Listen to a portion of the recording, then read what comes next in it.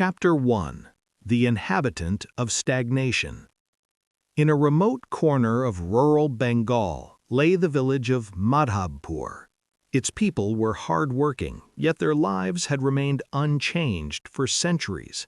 Every year floods destroyed crops, every season middlemen cheated the farmers, and every village council made decisions that served only the powerful. Yet no one protested. Everyone thought, "This is our fate. Our ancestors lived this way, so will we." At one edge of the village lived a young man named Shridhar. He was 28, moderately educated, but his head was full of strange questions. After his father died, he took over the farmland, but like his father, he kept getting cheated. Every year, the wholesale dealer Nilmani cheated him when he bought seeds. Shridhar understood this, yet remained silent, because everyone here does the same. One day, a monk arrived in the village. His name was Chandan the ascetic. He gave no advice to anyone. Instead, he sat under the banyan tree drawing diagrams in the dirt, geometric patterns, arrows, circles. The villagers thought him mad, but Shridhar noticed that every house the monk visited soon saw its problems solved, even though the monk never said a word. One evening, Shridhar gathered his courage and sat beside the monk. He said, "Sir, I am being destroyed. I have land, I work hard, yet everything is looted. Is there a way?" Chandan the ascetic opened his eyes. "You have a way, but you cannot see it, because your eyes see only the problem, that Nilmani cheats, that floods ruin crops, that the elders are unjust. You do not see the system. Come, tonight I will tell you a story. After hearing it, you will understand why most people fall into the same traps again and again, and why some people overcome mountains of obstacles." Chapter 2. The Tale of Two Farmers. The ascetic began. Long ago, on two sides of the Ganges, lived two farmers, Madhu and Malik. Both had equal land, equal seeds, equal cattle. One year a terrible drought came. The river shrank, the crops burned. Madhu wept all day, prayed to the gods, and blamed his neighbors. He said, "My fate is bad. There is nothing to be done." In the end, he borrowed money to survive. The next year was the same. Slowly he lost his land, lost his cattle, and finally became a beggar. Malik worried at first, but then he sat down and thought, "What is my real problem? The water has decreased but not completely dried. If I dig a canal to connect to the distant river. Also, during drought, vegetables sell at high prices because other areas don't grow them. What if I plant vegetables instead of grain?" He did exactly that. On one part of his land, he dug a deep well. On another, he planted vegetables. The first year, his profit was small, but he suffered no loss. The second year, he dug the canal and brought the river closer. From then on, his land had water year-round, and vegetable prices remained good. Within 3 years, Malik became the richest farmer in the region. Shridhar, there was no difference in intelligence or education between Madhu and Malik. The difference was, one reacted, the other saw opportunity. Malik viewed the entire situation as a system. He asked, "Where can a small push produce a big result? Which elements are connected? If I take time to strategize, what might happen?" Chapter 3. Systems Thinking. See the net, not just the fish. Shridhar said, "Sir, I am not a businessman, I am a farmer. My problems are land, seeds, dealers. How do I see that as a system?" The ascetic drew a large circle in the dirt with smaller circles inside. Your village is a system. The dealer Nilmani is one element. His cousin is a member of the village council. His father-in-law's relatives have connections to the police. You only see that Nilmani cheats you, but you don't see why he cheats you, because he himself gets cheated in the wholesale market. His interest is survival. If you can change Neil Mani's profit path, he will stop cheating. For example, if you form a cooperative to take your produce directly to the wholesale market, Neil Mani becomes unnecessary. Or if you offer him a commission to work for you, he will. That is systems thinking, seeing how every element connects to others. Shridhar said, "That sounds huge. Can I do it alone?" You are not alone. There are 50 other farmers in this village being cheated just like you. Bring them together. Then you become a major element in the system. Neil Mani will have to change whether he likes it or not. Chapter 4. The Dimensions of Time. 3 days, 3 months, 3 years. The next day, the ascetic gave Shridhar a small notebook. In this, you will create 3 columns every day. First column, what will happen 3 days after this decision. Second column, 3 months later. Third column, 3 years later. Most people see only the now. Strategic people see 3 time horizons at once. Shridhar laughed at first, but gradually he built the habit.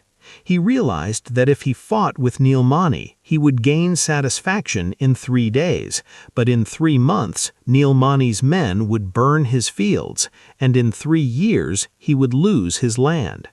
On the other hand, patiently building a cooperative would yield nothing in 3 days. In 3 months, half the village farmers would agree, and in 3 years, the whole system would change. This is temporal thinking, said the ascetic. Your brain always craves immediate rewards. If you can control that urge, you will stay ahead of everyone. Chapter 5. The Fan of Probabilities. One day, the ascetic asked Shridhar to make a list. Write down, what is the percentage chance that your cooperative will succeed? Shridhar said, I am certain it will succeed. No, the ascetic said sternly, that is the biggest mistake. Nothing is certain. Suppose the probability is 70%. Then there is a 30% chance of failure. What will you do if you fail? You must have a plan for that too. Shridhar was annoyed at first, but later understood. He wrote, success probability 60%, because half the village farmers are lazy. If failure, plan B. Go to the wholesale market alone and make a deal with Neil Mani, but demand half the commission. Plan C. Merge with a cooperative from another village. The ascetic said, now you have learned probabilistic thinking. You no longer make rigid predictions. Instead, you draw a map of possibilities. When something happens, you won't be shocked. You'll say, ah, that was one of the possibilities. Chapter 6. The Search for Leverage. While building the cooperative, Shridhar faced his biggest obstacle, the village headman, Gadadhar. Gadadhar owned no land, yet no one could do anything without his approval. Shridhar thought, how to convince him? Going directly would make an enemy.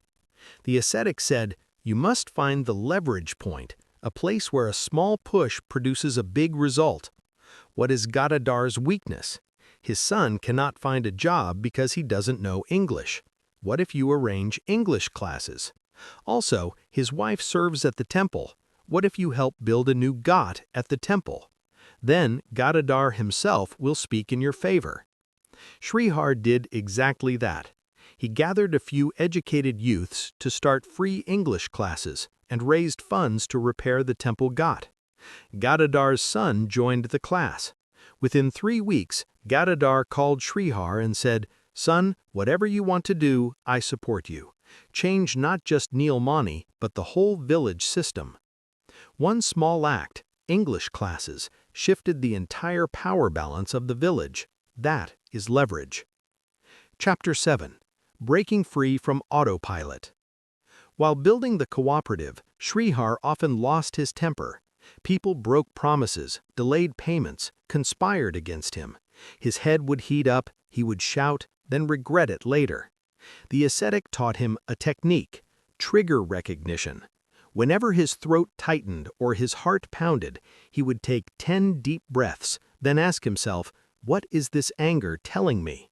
Is this real danger or just my ego?" Then he would try to see the scene from 10 years in the future. Shridhar practiced. One day, Gadadar's nephew insulted him. Anger rose, but Shridhar breathed, stayed silent for 10 seconds, then smiled and said, "I've heard your words. Now let's talk business." The nephew was stunned. The next day he came and apologized. Shridhar realized that most of his bad decisions came from emotions, not suppressing emotions, but using them as signals while letting logic decide. That was the key. Chapter 8. First Principles Thinking. At one stage, the cooperative hit a roadblock. The bank refused a loan because the land deed was tangled in forgery. Everyone said, "Give up, this problem is too big." Shridhar went to the ascetic at night. The ascetic said, "Have you thought from first principles? Ask, what is a loan really? Why does a bank give money? The bank wants security and interest. You cannot offer land, but what else can you offer? A share of the cooperative's future harvest? Or another bank? Or microfinance? Again, ask, why was the deed forged? Who has the original deed? Can you go to the records office and get a copy?" The next morning, Shridhar went to the district headquarters. He bribed the record keeper and obtained a copy of the original deed. It showed his father's name clearly.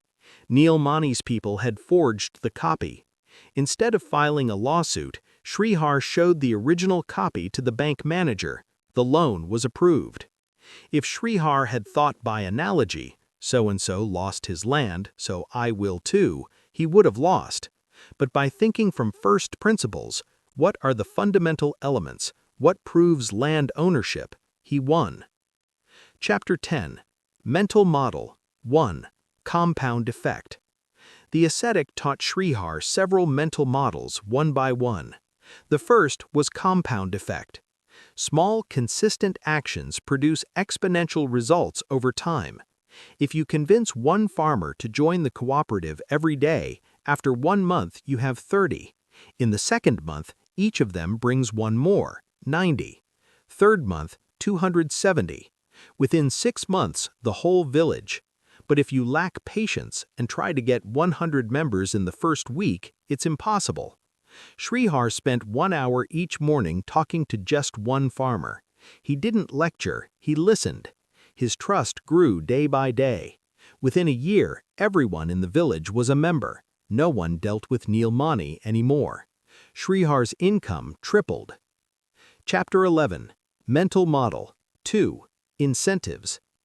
The ascetic said, "Don't look at what people say, look at their self-interest. You told farmers a cooperative will give higher profits, but they didn't believe you because their short-term interest is getting cash now. If you say, 'I'll give you 20% advance on next season's harvest,' they will agree." Shridhar did that. He arranged a microloan from a local shopkeeper so farmers could buy seeds with advance cash. In exchange, they would join the cooperative. When the incentive changed, the work accelerated. Chapter 12. Mental Model 3. Social Proof. The third model was social proof. People learn by watching others. If you can show that respected village figures have joined the cooperative, the rest will come on their own. Shridhar first made Gadadar and 2 other elders members. He announced their names. Within a week, 50 more joined. No one verified anything. They just thought, if the big people are in, it must be good. Chapter 12. Mental Model 4. Anchoring. In any negotiation, the first number or proposal you hear influences all subsequent judgments. When it was time to sell the cooperative's harvest, a war sailor came and offered 50 taka per kilo.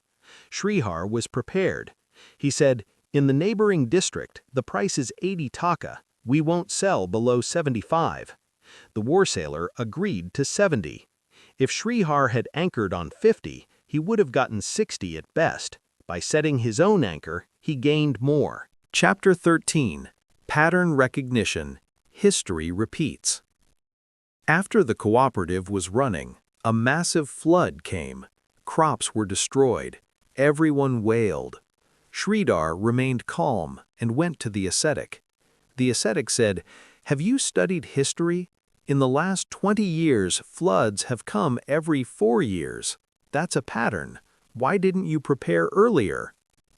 Shridhar felt ashamed, but this time he learned to recognize patterns. After the flood, he dug canals, built storage on high ground, and arranged insurance. When the next flood came, half the village's crops survived while others lost everything. Everyone looked to Shridhar. Pattern recognition is not about predicting the future, but about preparing for probable repetitions. Chapter 14. Feedback Loops. Learning from Mistakes. Once, Shridhar decided to change the fertilizer brand without proper testing. He told everyone, "This is better." But the new fertilizer reduced yields. The farmers were furious. Shridhar thought of suicide. The ascetic said, "This is your feedback loop. You made a mistake, now correct it. Tell the farmers, 'I was wrong. We are going back to the old fertilizer, and I will compensate you.' Then they will trust you again. The person who never admits mistakes never becomes strategic." Shridhar apologized. The farmers were angry at first, but later satisfied. They understood that Shridhar was not a cheater, he was also learning. Chapter 15. Conflict and Negotiation. Interests versus Positions. In the second year of the cooperative, farmers from the other side of the village raised a dispute. They claimed that the cooperative's irrigation project was damaging their land. Both sides were ready for a stick fight. Shridhar went to the ascetic. The ascetic said, "They are stating a position. You are harming us. But what is their interest? Their interest is saving their crops. Propose this. We will build a joint canal to bring water to your land as well. In exchange, you join the cooperative." Shridhar did that. At first they refused, but when they saw no other option, they agreed. The dispute ended. That is the essence of strategic negotiation. Seek interests, not positions. Chapter 16. Decisions under Pressure. The Breathing Technique. In the third year, the government suddenly announced demonetization. Cash became worthless. Banks closed. The farmers panicked. Shridhar was under immense pressure. Many members said, "Dissolve the cooperative." Shridhar remembered the ascetic's 10 by 10 method. 10 minutes, 10 months, 10 years. Nothing could be done in 10 minutes. In 10 months, the government would print new notes. In 10 years, this would just be a memory. He introduced a barter system within the cooperative. Rice for potatoes, fish for oil. Within 10 days, the situation normalized. Their losses were far less than others. The ability to stay calm under pressure saved them. Chapter 17. Adaptation. Living with Change. In the fourth year, new technology arrived. Mobile apps connecting farmers directly to buyers. Neil Money was already gone, but now big companies were coming directly. The cooperative's old model was in danger. Shridhar thought, "If we cling to the old way, we will die." He arranged mobile training for all farmers. He started a Facebook group and connected directly to city markets. There were many mistakes at first, but eventually they learned to sell without middlemen. Their profits rose again. The ascetic had said, "Those who cannot adapt perish." Strategic people always learn, always change. Chapter 18. Leadership and Influence. The Power of Story. In the fifth year, Shridhar became a farmer leader at the district level, but he had to speak on big stages where educated, wealthy politicians were present. Shridhar knew no English and felt ashamed. The ascetic said, "You cannot convince them with numbers or logic. Tell them stories. Tell them how you came to me, how the flood destroyed your crops, how Neil Mani cheated you, how 5 farmers started together. The human brain forgets data, but remembers stories. Shridhar did that. His story moved everyone to tears. The minister himself came to see the cooperative. Shridhar's name spread far and wide. Chapter 19. The Fall of Ego. Learning from Overconfidence. In the 6th year, Shridhar took on a massive project. Everyone praised him, and his head swelled. He decided alone to build a large cold storage, taking a huge bank loan. The ascetic had advised, never decide alone, form a committee, but Shridhar didn't listen. The cold storage land became mired in legal trouble. The contractor turned out to be a fraud. The bank interest rose. Within 3 months, Shridhar was on the verge of bankruptcy. He went crying to the ascetic. The ascetic sternly said, "This is the overconfidence trap. You thought you knew everything. Now learn. Never make big decisions alone. Admit your mistake, form a committee, and minimize the damage." Shridhar formed a committee, replaced the contractor, solved the land issue. The cold storage opened a year late, but eventually became profitable. The experience humbled him. Chapter 20. The Strategic Village. Epilogue. 10 years later, Madhavpur became a model village. It had a cooperative cold storage, a processing unit, and even a training center. Neil Mani was now the cooperative's agent. Gadar's son learned English and got a job abroad. And Shridhar? Shridhar was not old, but he was experienced. He sat under the banyan tree teaching children how to see systems, how to measure time, how to find leverage, how to recognize patterns, how to manage emotions. The ascetic Chandan had taken sannyas 3 years ago, but his notebook remained the village's most valuable treasure. One evening, a young man came to Shridhar and said, "Brother, my business is destroyed. Everyone says it's fate. Is there anything to be done?" Shridhar smiled. His eyes sparkled. He said, "Sit down. Tonight, I will tell you a story. After hearing it, you will understand why most people keep falling into traps and why some people cross mountains of obstacles. That story is called The Strategic Mind's Journey." Final words. Epilogue. Dear reader, this story is not just Shridhar's, it is yours. You may not be a farmer, but every day you make decisions about jobs, business, relationships, studies, health. Most people live reactively. They respond to events after they happen, and by then it is often too late. But you can choose to be strategic. Remember, strategic thinking is not a born talent, it is a habit. Just as you learn to ride a bicycle, you can learn to see systems, to think across time, to find leverage, to recognize patterns, to manage emotions.